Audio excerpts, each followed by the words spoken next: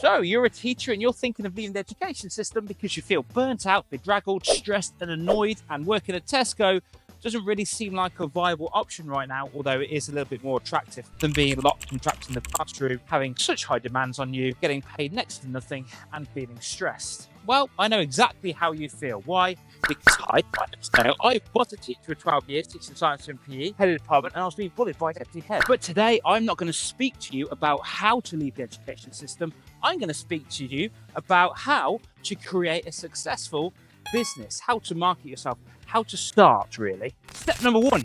Use your unique strengths. Every single teacher on the planet has a capacity, otherwise they wouldn't be in the education system, to speak to young people. Your communication skills, your leadership skills, but also how to use your linguistics to get the best out of children. As well as that, I want you to think about what you enjoy doing. So think about a niche. There's a chap in the program called Dave who loves fishing, and he's got a combination of mindset and fishing. It's absolutely incredible. He takes a bunch of kids to a lake.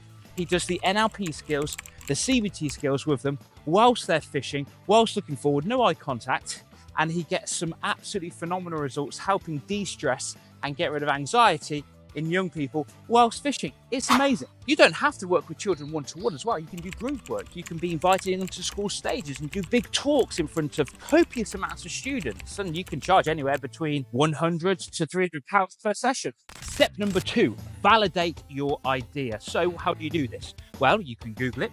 You can see who's been doing this in the area already. I guarantee you that everyone's heard of a life coach, but they haven't heard of a life coach for children. You can also ask your friends, ask your family, ask people in your area, person to person. You can speak into schools. You can drop in little Google forms to find out if it's a good idea. But a bit of a caveat to that, when making a big life decision, do not ask those closest to you, ask those closest to your goal. Step number 3, create a business plan. How does this look? It can be very simple. You can go all in depth and you can type into Google how to create a business plan, or ChatGPT or YouTube. But for now, all you need to do is write down a list of who you're going to serve, the age ranges, and what ailment you're going to help you overcome. For now, you just need to create a single page document, nothing fancy, saying what you offer, what age range, what ailment, also how you're going to do it. Is it going to be online? Is it going to be in person?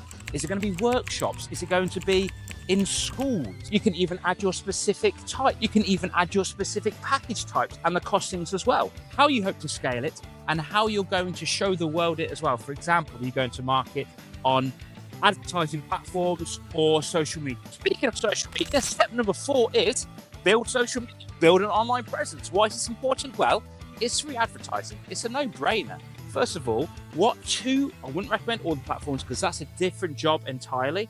What 2 platforms are you going to stick with? When I first started, I stuck with Facebook and Instagram, and I was just posting mini wins. I was posting tips. I was giving away free advice, which steadily grew my account from 1 all the way through to now, at this present time recording this video, I think it's around about 23,000, which is pretty good. But remember, you've all got to start somewhere.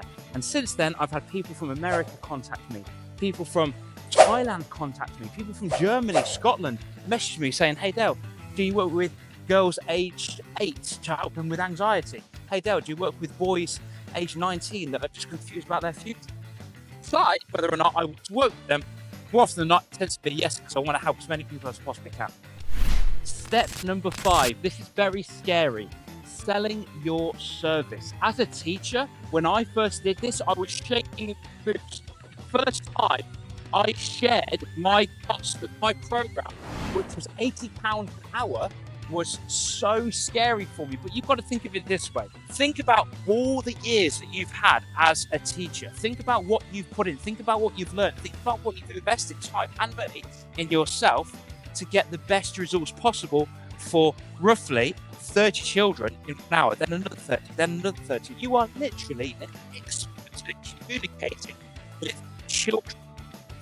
Parents come to you for advice. When you were a teacher, or if you obviously, as a teacher, parents come to you. I was speaking to a teacher the other day who's had a child in his class. Parents were coming to him, asking him for advice what to say at lunchtime to help him put down the device. It's crazy.